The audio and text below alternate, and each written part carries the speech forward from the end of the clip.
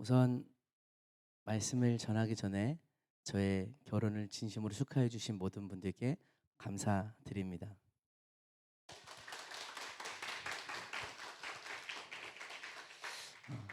여러분들의 축복 속에 귀하게 저희 식을 마칠 수 있었습니다. 오늘 함께 말씀 같이 나누도록 하겠습니다. 오늘 보실 하나님 말씀은 시편 103편 1절에서 2절 말씀입니다. 시편 103편 1절에서 2절 말씀 우리 한 목소리로 제독하겠습니다. 시작. 여호와를 송축하라. 내 속에 있는 것들아 다 그의 거룩한 이름을 송축하라. 내 영혼아 여호와를 송축하며 그의 모든 은택을 잊지 말지어다. 아멘. 오늘 함께 읽으신 시편 103편 1절과 2절 말씀을 본문으로 그의 모든 은택을 이란 제목으로 여러분과 함께 말씀 나누기 원합니다. 저와 여러분은 하나님을 송축하고 계십니까? 우리의 예배 가운데서 하나님을 송축하고 계십니까? 송축한다라는 것은 하나님이 마땅히 받으셔야 하는 영광, 찬송, 그리고 하나님께 경외를 올려드리는 것을 말합니다. 바라기는 저와 여러분의 예배 가운데서 온전한 송축함, 하나님께 영광을 돌림이 날마다 가득하길 소망합니다. 그저 우리가 때로는 예배 순서의 진행을 따라서 그곳에 참관자로 있게 되는 것도 같습니다. 그렇게 되는 것도 같아요. 그냥 예배 순서의 참관자로 있는 것도 같은데 저 역시 그렇습니다. 하지만 우리의 모든 예배 가운데 하나님을 송축함이 가득하게 되기를 축복합니다. 오늘 본문 두 구절은요. 지난 월요일 날 제가 결혼을 하고 나서 이제 목사님께서 결혼 기념으로 수요 예배 말씀을 전하라고 하셨거든요. 근데 그 목사님이 지시를 받고 이제 성전에 앉아서 하나님 무슨 예배를 드려야 할까요? 어떤 말씀을 전해야 할까요? 라고 묻고 기도하는 와중에 제 마음에 떠오른 말씀이었습니다. 무슨 예배를 드려야 할까요? 라고 생각하고 있는 가운데 예배라면 예배를 드려야지 무슨 예배를 드리겠느냐라는 그런 생각이 떠올랐어요. 그럼 예배가 뭘까라고 생각하던 와중에 하나님께 감사하고 하나님을 높여드리고 하나님을 경외하는 것이 예배다. 그것이 예배의 본질인데 그 예배의 본질을 우리 가운데 다시 회복하는 그런 예배가 되었으면 좋겠다라는 마음을 갖게 되었습니다. 때로는 저 역시도 예배를 드릴 때 어떤 예배 가운데 만나 주실 하나님보다는 그곳에서 있을 뭐 찬양이라든지 말씀이라든지 때로는 맡은 순서자들 특별한 강사님이 오셨다거나 그럴 때 그런 다른 예배 외적인 예배 그 자체의 외적인 것들에 더 많은 관심과 신경을 쓸 때가 있는 것 같습니다. 그런데 우리의 예배에서는 그것보다 기본적으로 하나님을 예배함이 먼저 지켜졌으면 그것이 주가 되었으면 좋겠다는 마음을 여러분과 함께 나누길 원합니다. 그것이 하나님께서 베풀어 주신 은택을 잊지 않고 기억하면서 내 영혼아 여호와를 송축하라라고 외쳤던 시인의 마음이 아닐까 생각해 보게 됩니다. 하나님이 베풀어 주신 은택, 그의 모든 은택을 잊지 말라고 하셨는데 저는 이번에 결혼을 하면서 특별히 더 하나님의 다스리심을 느낄 수 있었습니다. 하나씩 하나씩 알맞게 마치 퍼즐이 맞춰져 가는 것처럼 어떻게 이렇게 딱딱딱 맞아 떨어져 가는지 하나님이 다스려지고 계시구나 하는 것을 좀 느낄 수 있었어요. 사실 지난주 수요일 날 제가 여기 앉아서 다리에 기부스를 하고 예배를 드렸을 때 여러분들 중에 많은 분들이 놀라셨습니다. 저는 사실 다리를 다쳤을 때 정말 죄송하게도 우리 여기 저기 계신 저의 이제 아내인 송나래 사모에게 정말 미안하게 또 결혼식 어떻게 하지라는 생각은 사실 안 들었어요. 그것보다 내가 다리 다쳤는데 어떻게 하지? 이런 생각이 먼저 들었는데 다른 분들이 먼저 보실 때마다 결혼 어떻게 하려고 결혼식 어떻게 하려고 이런 말씀 많이 하시더라고요. 결혼식이 인생에서 중요한 일이구나. 그걸 생각해야 되는 것도 그때 배웠습니다. 그렇게 제가 무지한 사람인데 지난주 수요일 날 제가 다리를 다쳤을 때 사실 며칠 안 되어서 그냥 어떤 보조 도구 없이 걸을 수 있을까라고 했을 때 좀 어려운 상황이었습니다. 한번 생각해 보겠습니다. 제 몸무게를 밝히게 되는데 100kg가 넘는 사람이 100kg가 넘는 사람이 걷다가 그런 것도 아니고 어딘가에 늦어서 온 힘을 다해 뛰어가던 중이었어요. 뛰어가던 중인데 앞에 이제 조금 어두웠습니다. 새벽이다 보니까 물웅덩이가 있었습니다. 물웅덩이를 점프해서 뛰어 넘어간다라는 생각으로 점프를 하고 했습니다. 했는데 그것이 마침 도로공사 현장이어서 이제 바닥에 이렇게 단차가 있는 거예요.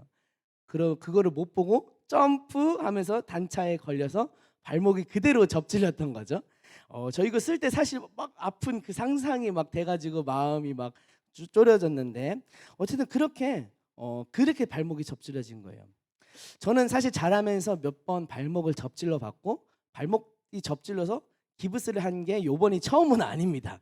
그렇기 때문에 저도 많은 경험이 있기 때문에 알 수 있었어요. 아, 이번에는 정말 크게 다쳤다. 쉽게 다친 게 아니다. 가볍게 다친 게 아니다라는 걸 느낄 수 있었습니다. 하지만 이미 상황은 저질러졌고 뭐 안 되면 목발 짚고 들어간다. 그래도 신부가 휠체어 끌고 나를 데려가는 것보단 낫지 않겠느냐라는 그런 마음의 생각을 하면서 하나님께 맡기기로 했습니다. 하나님 고쳐주세요. 하나님께 기도하기 시작했습니다. 하나님께 믿음으로 구했어요. 하나님이 반드시 고쳐주신다라는 것을 제 마음과 믿음으로 선포했습니다. 다른 분들이 물어보시더라고요. 어떻게 하려고 그래? 하나님이 고쳐주실 거예요. 어떻게 보면 조금 무모한 소리를 하는 거죠. 걱정해 주는데 걱정에 반응도 하죠. 하나님이 고쳐주실 겁니다. 이렇게 말한다는 자체가. 그런데 제가 거기서 그러게 저도 걱정이 되네요 라고 말할 자신이 없었어요. 왜냐하면 그렇게 말하는 순간 내가 하나님께 드린 믿음의 고백이 무너지는 것 같았기 때문이죠. 하나님께서 고쳐주시길 기도했습니다. 그랬더니 정말로 완전히 편한 상태까지는 아니었지만 회복이 엄청 빠르게 되더라고요. 하나님께서 치료해 주시고 또 여러 가지 병원 치료 가운데 특별히 더 하나님께서 도움을 주셔서 여러분이 보셨던 것처럼 두 발로 걸어서 입장하고 식을 치렀습니다.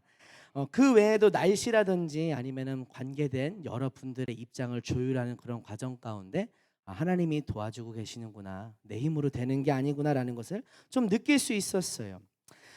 그렇게 하나님이 주관해 주시는 것을 느끼면서 저는 그의 모든 은택을 잊지 말지어다라고 하는 그 말씀을 새삼 느낄 수 있게 되었습니다.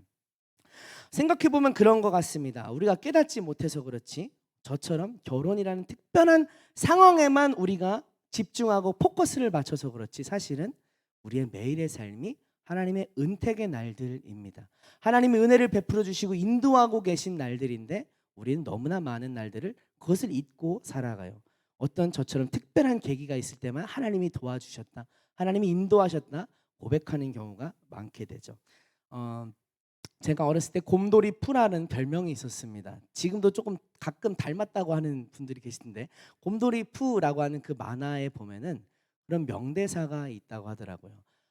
곰돌이 푸가 이야기합니다. 매일매일 행복하지는 않다. 매일매일 행복할 수는 없다. 하지만 잘 찾아보면 매일매일 행복한 일 한두 가지쯤은 있다라고 이야기를 하는 것을 언젠가 책에서 읽고 기억해 두었던 것을 생각해 보게 됩니다. 하나님 은혜도 마찬가지인 것 같아요. 저처럼 어떤 특별한 일이 있어서 하나님이 나를 도우셨어 말할 수 있는 날들이 매일같이 일어나지는 않겠죠. 그러면은 뭐 이건 영화나 드라마에서나 볼 법한 일들이니까요. 하지만 그럼에도 불구하고 우리 삶 가운데 적어도 한두 가지 혹은 훨씬 더 많이 하나님이 인도하고 계시고 은총을 베풀어 주시는 일들이 날마다 있다는 것입니다. 바라기는 저와 여러분이 그 날마다에 주시는 은택을 잊지 않고 깨닫게 되길 소망합니다. 날마다 주시는 그 은택을 붙잡고 하나님을 찬양하는, 하나님께 송축하는 영광의 그 재료, 우리 마음 가운데 울려 퍼지게 하는 찬양의 재료로 삼게 되길 소망합니다. 때론 우리 삶 가운데 만약에 우리 삶 가운데 하나님이 일하고 계신다는 것을 깨닫지 못한다면 그 이유는 아마 두 가지일 거예요. 매일의 날마다의 삶 가운데 하나님이 인도하시는 것을 느끼지 못하고 있다 한다면 그 이유는 두 가지일 것입니다. 첫 번째 이유는요, 하나님이 원대하신 계획 가운데서 잠시 우리를 인내의 시간에 내버려 두는 경우가 계세요. 하나님이 일하지 않는 것처럼 보이는 거죠. 하나님이 인도하지 않는 것처럼. 그런 경우에 우리는 하나님이 나를 인도하고 계신 걸까라고 하는 그런 생각을 갖게 되긴 합니다. 어느 유명한 CEO가 그렇게 말하더라고요. 진짜 프로페셔널한 사람들, 정말 세상을 움직이는 탑급 리더들은 아무것도 안 할 때가 가장 바쁘게 일하고 있을 때래요. 그 사람의 머릿속에서 다음 스텝은 어떻게 진행하지, 일은 어떻게 정리하지 하면서 사람 마음까지 가장 분주하고 그 계획을 정리하는데, 자신의 일을 정리하는데 온 힘과 온 집중을 다해서 가장 바쁘게 일할 때라고 합니다. 그것이 정리되고 나면 실제로 몸으로 움직일 때는 그때보다는 한가하다라는 거죠. 하나님이 그러신 분이 아닐까 좀 생각을 해보게 됩니다. 지금 내 삶 가운데 하나님이 나를 잠시금 인내의 시간에 내버려 주셔서 아무것도 일하고 계신 것 같지 않은 그때가 하나님이 가장 바쁘게 일하고 계실 때가 아닐까 생각해 보게 됩니다. 장차 하나님의 때에 나타날 일들을 위하여 하나씩 하나씩 준비하고 계시고, 그런 와중에도 연약한 우리에게 믿음이 떨어질까 만나와 같이 죽지 않을 만큼 조금씩 믿음의 은혜를 베풀어 주시고, 하나님이 우리 삶 가운데 일하지 않는 것 같아 보여도 하나님은 언제나 일하고 계심을 저와 여러분이 깨닫기를 소망합니다. 두 번째, 만약에 우리 삶 가운데 하나님이 일하고 계신 것 같지 않다, 하나님의 은택을 잘 모르겠다라고 하는 그 이유가 두 번째 있다면, 두 번째 이유는 첫 번째 이유보다 좀 더 안 좋은 이유인데, 내가 내 삶에서 하나님의 인도하심을 따르겠어라고 하는 결정보다는 내가 계획한 대로 살기를 선택한 경우입니다. 내가 계획한 대로, 내가 결정한 대로 살기를 선택했을 때 하나님은 우리 삶 가운데 하나님의 일하심을 보지 못하게 하십니다. 깨닫지 못하게 하세요. 깨닫지 못하는 것이 하나님 성경에 말하는 저주 중에 하나인데, 하나님은 우리가 우리 자신의 주인이 되어서 내가 내 삶을 선택하겠다라고 했을 때 하나님은 우리에게 깨닫지 못하는 그런 무서운 벌을 주십니다. 안타깝게도 우리의 많은 날들 가운데, 우리의 많은 경우 가운데 우리는 하나님의 인도하심을 구한다고 말로는 고백하지만 우리 마음이 이끄는 대로, 우리 마음이 주체가 되어서 행동하는 것 같습니다. 그래서 어쩌면 우리가 매일매일의 일상 가운데 하나님의 인도하심을 잘 못 느끼겠다라고 고백하는 것일지도 몰라요. 저 역시 다르지 않습니다. 결혼을 진행하면서 하나님의 인도하심을 경험했다고 앞에서 간증 아닌 간증을 했지만, 그 외에 다른 날들, 일상의 평범한 날들에 있어서 과연 하나님이 함께 하셨습니다라고 고백할 수 있는 그런, 하나님께 나의 모든 주권을 내어드린 그런 삶을 나는 살고 있는가라고 스스로 자문해 보게 됩니다. 저와 여러분은 모든 삶의 순간 가운데 하나님과 동행하기를 소망합니다. 하나님 앞에 진실하게 하나님을 구하고 하나님께 모든 것을 맡기고 내가 내 삶의 주인이 아닌 하나님이 삶의 주인 되시길 구하여서 날마다 하나님의 인도하심을 깨닫는 은혜가 있길 소망합니다. 그래서 오늘 시편 기자가 말씀한 것처럼 그의 모든 은택을 잊지 않게 되기를 소망합니다. 이제 이렇게 우리가 살기 위해서는요, 날마다 하나님을 구하고 하나님의 은혜를 인도하심을 깨달을 수 있도록 그 은혜를 구하는 삶을 살기 위해서는 우리가 날마다 하나님의 보좌 앞으로 나아가야 합니다. 그런데 하나님의 보좌 앞으로 나아가는 것이요, 잠깐 한두 마디로 되는 게 아닌 것 같아요. 하나님 도와주세요, 오늘도 인도해 주실 줄 믿습니다, 예수님의 이름을 기도합니다 하고 이렇게 산다고 해서 하나님의 인도하심을 깨닫게 되는 게 아닌 것 같아요. 왜 그런가 가만히 생각해 봤는데요, 왜 잠깐 짧은 기도, 얼마 안 되는 시간을 들여서 하나님 앞에 나아가면은 하나님의 인도하심을 왜 깨닫지 못할까 잠깐 생각해 봤는데, 그런 것 같습니다. 설령 하나님이 일하신다고 할지라도 우리가 하나님과 너무나 얕은, 너무나 작은 하나님과의 교제를 갖고 있다면 그게 하나님이 하신 일인지 못 깨닫는 거죠. 하나님이 하셨다라고 고백할 수 없게 된다는 거죠. 저는 그것을 잘 보여주는 말씀이 호세아 6장 1절에서 6절 말씀이라고 생각합니다. 호세아 6장 1절에서 6절 말씀 함께 읽겠습니다. 시작. 오라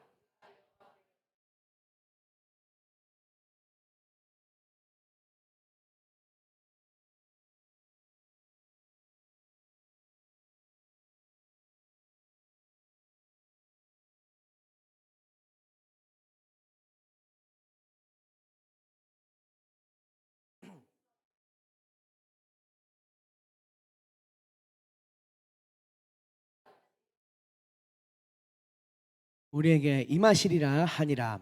에브라임아 내가 내게 어떻게 하랴, 유다야 내가 내게 어떻게 하랴. 너희의 인애가 아침 구름이나 쉬 없어지는 이슬 같도다. 그러므로 내가 선지자들로 그들을 치고 내 입의 말로 그들을 죽였노니 내 심판은 빛처럼 나오느니라. 나는 인애를 원하고 제사를 원하지 아니하며 번제보다 하나님을 아는 것을 원하노라. 아멘. 호세아 시대의 이스라엘은 하나님을 버리고 베델과 단에 금송아지 우상을 세워서 예루살렘으로 가고자 하는 이스라엘 백성들을 가로막아서 너 여기서 이 금송아지가 우리를 인도한 하나님이다. 여기서 제사해 라고 나라에서 법을 정해버렸기 때문에 이 나라 자체가 우상 숭배를 하는 나라였죠. 그리고 온갖 잡신들을 함께 섬겼습니다.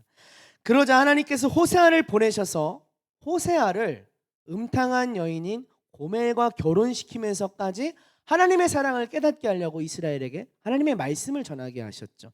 각성의 메시지를 전했는데, 회개의 메시지를 전했는데, 문제는 이스라엘이 그래도 듣지 않았다라는 것입니다. 그들이 이렇게 말한다는 것입니다. 1절을 보면 우리가 하나님께 돌아가자고 외치긴 한다는 거예요. 돌아가자, 하나님께 돌아가면 하나님이 우리를 싸매어 주시고 낫게 해주시고 라고 말을 하는데, 우리가 잘못했다고 인정하면 하나님이 고쳐주실 것이다 라고 얘기는 하는데, 맞는 얘기긴 한데 그 이면에 숨겨있는 그들의 마음이 잘못됐다는 거예요. 성경책을 보면 이 문단의 소제목을 백성들의 불성실한 회개라고 되어 있습니다. 왜 불성실한 회개라고 제목을 잡았을까? 하나님께 돌아가자, 고쳐주실 것이다 라고 말하기는 하지만 그들이 뭐라고 말하냐면, 이틀째 되면 우리가 도로 살아나게 될 것이고 3일째 되면 아마 우리는 다시 일어나게 될 걸, 하나님이야 뭐 항상 똑같게 뭐 은혜를 주시는 분이시지 뭐 라고 하면서 하나님 앞에 정말 엄숙하게, 하나님을 엄히하게 나아가는 것이 아니라 하나님을 그냥 너무나 자판기처럼 가볍게 여기고 하나님께 나아가기만 하면 그냥 그들의 짧고 쉬운 회개로, 적당한 마음의 회개로 하나님의 마음을, 환심을 살 수 있는 것처럼 그들이 대했다는 것입니다. 진정 자신들의 죄를 뉘우치고 회개하고 돌이키기보다 하나님은 항상 똑같이 고쳐주시는 분이니까 우리가 이번에도 좀 가서 며칠만 좀 잘못했다고 빌어보자 라는 그런 셈으로 하나님을 대했다는 거죠. 그러자 하나님이 4절에서 말씀하십니다. 내가 그렇게 하는 너희들에게 어떻게 하겠느냐? 너희들의 인애가 금방 없어지는 이슬 같다. 너희가 아무리 말로 번지르르하게 잘못했다고 말해도 너희가 금방 손바닥을 뒤집듯이 마음이 바뀌고 하나님을 떠나니까 나는 너희의 회개를 받지 않을 것이다 라고 말씀했다라는 것입니다. 이 부분의 말씀이 저와 여러분이 매일의 삶 가운데서 하나님의 인도하심을 구하는 기도, 하나님의 보좌 앞으로 나아가는 그 기도와도 연결성이 있다라고 생각을 합니다. 어쩌면 우리는 우리 삶 가운데 너무나 짧은 시간, 너무나 얕은 시간만을 하나님께 구하면서 하나님의 인도하심을 받기 원합니다. 하나님의 함께 하심을 원합니다라고 구하고 있는지 모릅니다. 그런데요, 어떻게 보면 그건 하나님 입장에서 보면 불성실한 기도인 거예요. 정말 우리 온 마음을 다해서 하나님을 구한 것이 아니라 우리가 형식적으로, 종교적으로 구하고만 그런 행위가 되어버린다는 것입니다. 정말 우리가 하나님과 동행하는 자가 되길 원한다면 날마다 하나님의 보좌 앞으로 깊은 교제 가운데 저와 여러분이 나아가길 소망합니다. 기도의 자리에 나와서, 성전에 나와서, 혹은 여건상 그렇게 되지 않는다면 계신 자리에서 하나님 앞에 정말 진중하게, 깊숙하게, 깊은 교제, 하나님의 그 음성을 듣는 자리까지 저와 여러분이 나아가길 소망합니다. 그렇게 깊은 교제가 있을 때 매일의 일상에 하나님이 함께 하시는 것을 보게 될 것이기 때문입니다. 매일의 삶에서 이렇게 하나님과 동행하는 은혜를 누리기를 소망합니다. 그렇게 우리가 하나님과 동행하는 자가 된다면, 날마다 하나님의 인도하심을 받는다면 우리 삶의 작은 부분까지도 하나님이 함께 하시는 일터가 되고 훈련장이 되고 역사의 현장이 될 것입니다.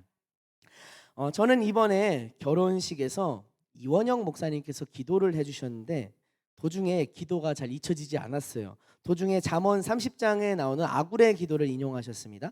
잠언 30장 7절에서 9절 말씀 읽어볼까요? 시작. 내가 죽기 전에 내게 거절하지 마시옵소서. 헛된 것과 거짓말을 내게서 멀리하옵시며 나를 가난하게도 마옵시고 부하게도 마시옵시고 오직 필요한 양식으로 나를 먹이시옵소서. 혹 내가 배불러서 하나님을 모른다, 여호와가 누구냐 할까 하오며 혹 내가 가난하여 도둑질하고 내 하나님의 이름을 욕되게 할까 두려워함이니이다. 아멘. 아멘. 네. 그렇게 기도해 주시는데 제가 이렇게 앞에서 이렇게 기도를 하시는 때 같이 기도하는데 이 말씀을 하시자 좀 속으로 생각했어요. 그냥 부자 되게 해주시라고 기도하시지 왜 무하게도 마시고 이렇게 하셨을까? 그런 생각을 좀 해봤는데 가만히 곰곰이 기도 중에 생각해 보니까 제가 부해지면 제가 알지 못하는 저의 모습 조금 잘난 체하고 어깨에 힘 좀 들어가고 그런 모습이 있다는 것을 하나님이 아시고 그런 감동을 주셔서 이렇게 기도하게 하셨던 게 아닐까라는 것을 생각하면서 오히려 감사했어요. 나를 아시는 하나님, 나의 모습을 아시는 하나님. 그렇습니다. 우리 삶의 중요한 것은요, 우리가 얼마나 성공하느냐, 부를 쌓느냐, 명예를 누리느냐가 아니라 하나님이 함께 하시느냐 하는 여부가 가장 중요한 줄 믿습니다. 하나님이 함께 하시는 게 우리 삶의 최고의 목표인 줄 믿습니다. 하나님이 함께 하셔서 성공했다라는 것이 중요한 게 아니라 성공이든 실패든 하나님이 함께 하셨다는 게 또 그분을 기쁘시게 하면서 살았다는 게 우리 삶의 중요한 줄 믿습니다. 저와 여러분이 날마다의 하나님의 인도하심을 받는 백성이 된다면 우리의 목표 또한 세상이 말하는 그 기준이 아니라 하나님과 함께하는 그 기준이 되어야 할 줄 믿습니다.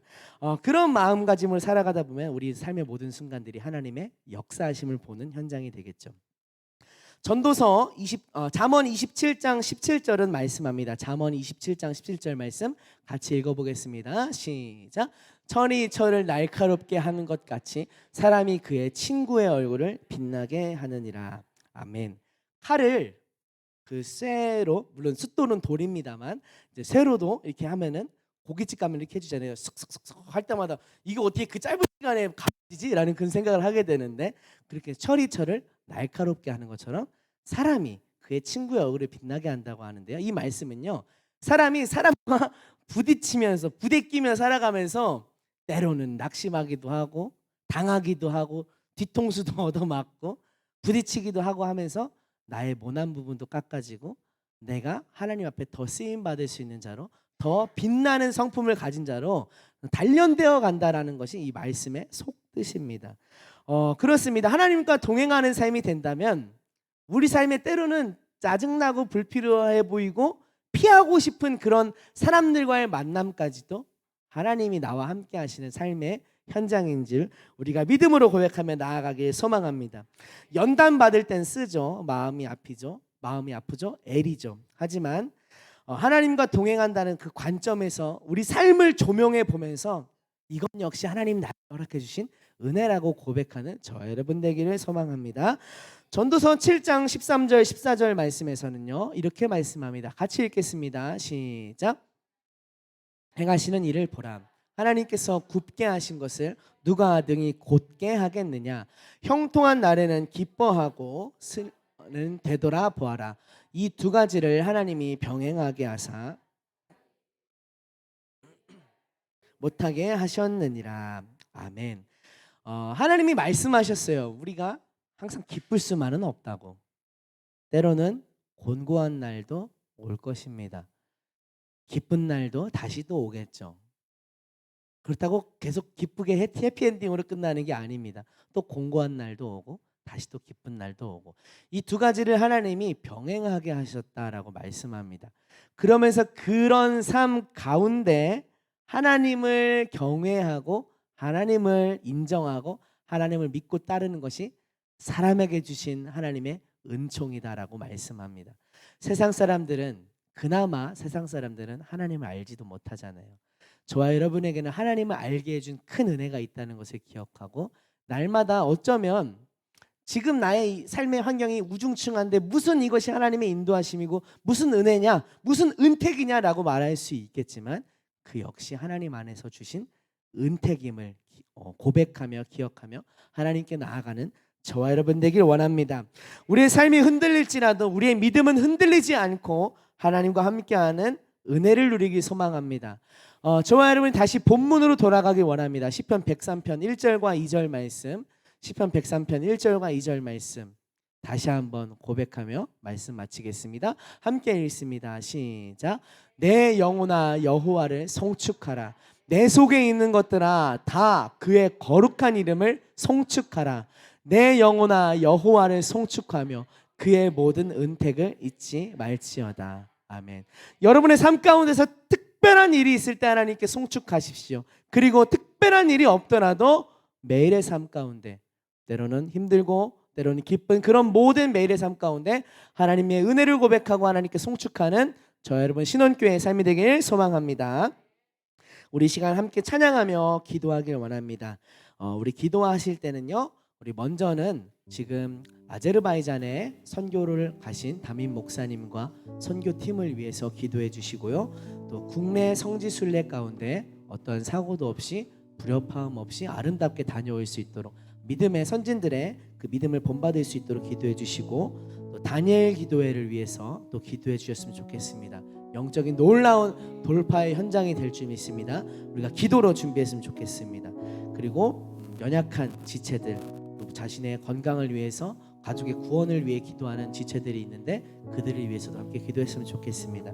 우리 함께 주님께 고백하기를, 나 무엇과도 주님을 바꾸지 않겠습니다.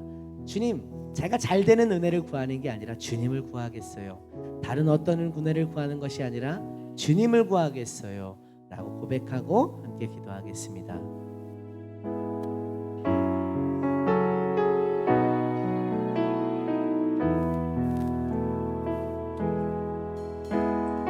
무엇과도 주님을 바꾸지 않으리. 다른 어떤 은혜 구하지 않으리. 오직 주님만이 내 삶의 도움이시니 주의 얼굴 보기. 우리 처음부터 고백할 때 우리 가사를 마음으로 고백합시다. 무엇과도 주님을 바꾸지 않으리. 다른 어떤 은혜 구하지 않으리. 오직 주님만이 내 삶의 도움이시니 주의 얼굴 보기 원합니다. 주님 사랑합니다. 주님 사랑해요.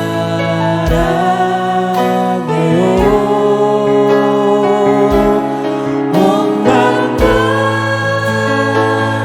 정성 다해 하나님의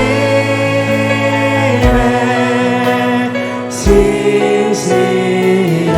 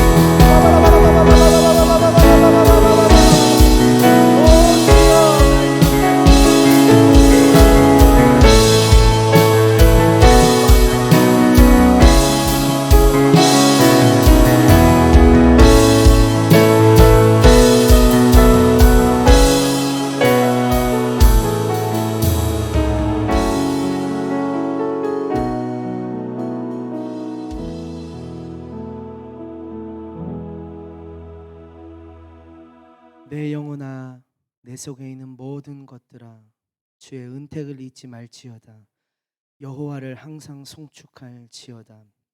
하나님 우리들의 삶 가운데서 하나님을 향한 사랑의 고백과 찬양이 끊기지 않기 원합니다. 하나님 우리의 삶 가운데서 하나님의 은택을 흘려보내는 일이 없길 원합니다. 날마다 하나님의 인도하심을 전심전력 구하고 하나님과 함께 하심으로 말미암아 주의 은택을 발견하고 노래할 수 있는 축복의 백성들이 되게 하여 주시옵소서. 하나님 이 시간 멀리서 선교에 임하고 계신 사랑하시는 주님의 사자 목사님을 기억하여 주셔서 하나님 성령으로 두루마리처럼 옷 입혀 주시옵시고 주님 육체가 연약해질 때 피로가 쌓일 때 하나님의 은총으로 속히 회복되고 속히 피로가 풀린 역사가 있게 해주시고 손을 얹은 즉 낫고 하나님의 놀라운 역사가 그곳 가운데 펼쳐지도록 하나님의 영화롭게 하는 일들이 일어나도록 인도하여 주시옵소서. 우리 미신원 교회가 믿음의 후방의 지원 부대로서 날마다 기도하기에 힘쓰게 하시고 중보로 선교 사역을 도우며 하나님 앞에 기쁨이 되는 교회가 되게 하여 주시옵소서. 주님 감사합니다. 우리 삶 가운데 주신 은택을 기억하며 살아가는 남은 우리의 삶들이 되게 하여 주시옵소서. 예수님의 이름으로 기도합니다. 우리